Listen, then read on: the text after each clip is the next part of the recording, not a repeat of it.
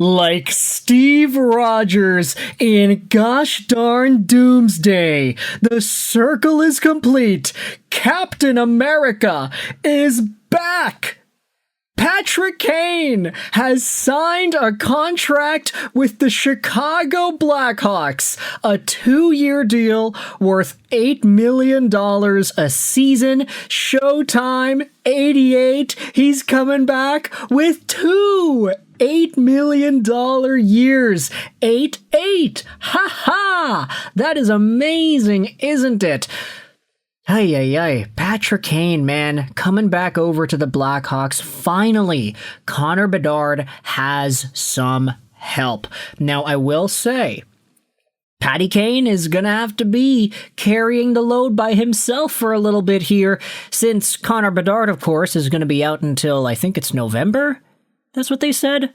4 months, something like that? I don't know. But Connor Bedard will be out for a bit. Patty Kane is going to be carrying the load in Chicago in the meantime, alongside a pretty interesting supporting cast of wingers and young dudes. You have Tyler Bertuzzi, Toivo Teravainen, Anton Frondell, and then some other young guys like Oliver Moore, Frank Nazar, and then Bowen Byram as well on the back end. Connor Bedard is going to be making his grand return to the lineup at some point, but Patty Kane, look, I don't want to say like it's guaranteed or whatever, but would it not be like fair to think of Patrick Kane as a captain candidate for Chicago?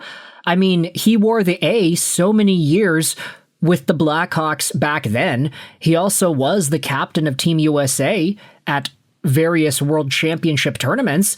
I mean, you talk about Captain America coming back over here. Yeah, Steve Rogers. He is back in the mix of things, isn't he? Either way, Patrick Kane is a guy that is coming off of a pretty good set of years with the Detroit Red Wings. It was kind of a hiccup, a speed bump in the road, Kane departing Chicago for the New York Rangers in 2023, then taking the summer and the early parts of the upcoming season off to rehab from hip surgery, 47 points in 50 games upon signing with the Red Wings, and then signing just short-term, one-year deals over and over again. 59 points in 72 games with the Red Wings in 24-25. 57 points with the Red Wings in 25-26. A pretty good point-per-game number for a guy that was taking a surgery that no NHL player had ever come back from in the past. The fact that Kane was able to play, let alone produce a decent amount of points the years after, was already a miracle. So now, it's been a few years. He's coming back to Chicago, and he's finally settling for an AAV higher than the 2.7 he got with Detroit the first year, the $4 million he got with Detroit the next year, and then the $3 million he got with Detroit in what also seemed to have been Steve Yzerman's final year as the GM of the team. Now he's got 2 more years at $8 million a year. Honestly, for a guy who's already made $127+ million in his career, I'd say Patty Kane demands it. I say Patty Kane deserves it. I say Patty Kane, going back to Chicago of all teams, is worth it. Showtime, baby. Number 88 is back in business, and I want you to let me know your thoughts in the comments section below. Columbus and Jet Greaves have a settlement. That's also interesting, too. Either way, you know what? Could we talk about the Jet Greaves thing? Do I care about the Jet Greaves thing? That is a great question. Very, very great question. You know what? Sure, we can talk about Jet Greaves as well. Yeah, Jet Greaves has signed a contract with the Columbus Blue Jackets. We'll talk about him also in this video. 25 years old, 6 feet, 187. And last season, he had a .908 save percentage in 55 games played. Pretty good goaltender, all things considered. Also had a .920 save percentage for Team Canada at the Worlds, not to mention the fact that he actually did post up a pretty decent amount of numbers last year as well. That .938 that Jet Greaves had in 24-25 was a really great sample, and it kind of put him on the map as one of the most underrated goaltending prospects in the entire National Hockey League. Greaves going out there and doing the things that he did ends up getting a $5 million AAV contract. We saw the initial arbitration report numbers. Apparently Greaves and his party were asking for something in the $7 million AAV range, but the Blue Jackets were offering something in like the $1.8 million range. If my memory serves correctly, somebody could let me know in the comment section what the actual numbers had been. But now, $5 million a year.